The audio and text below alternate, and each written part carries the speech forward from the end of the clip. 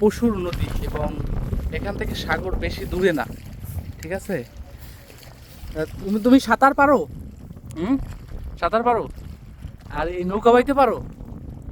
হ্যাঁ, আচ্ছা আচ্ছা। বন্ধুরা দেখেন ও সাঁতার পারে। বন্ধুরা দেখেন আমাদের বাগেরহাট জেলার মোংলা উপজেলার নদী পাড়ের মানুষ কিভাবে জীবিকা নির্বাহ করে। দেখেন এখানে নদীতে ভাঙতে ভাঙতে একেবারে ঘর বাড়ি পাশে চলে আসছে একটা ছেলে। তোমার কি নাম? মুস্তাকিন। তোমার তোমার বয়স কত?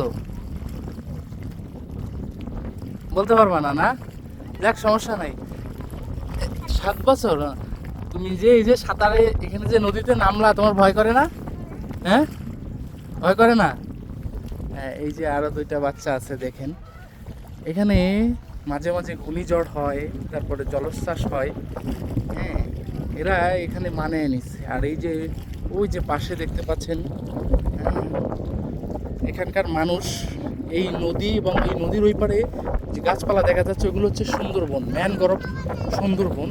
এই নদী এবং সুন্দরবনের পরে নির্ভর করে মানুষ জীবিকা নির্বাহ করে। একবার চিন্তা করে দেখেন, এই ঘরগুলো দেখেন কিভাবে মানুষ বসবাস করে। এটা বাগেরহাটের মোংলার পশুর নদী। যারা যারা ভিডিওটা দেখছেন সবাইকে শেয়ার করে দিবেন। আমি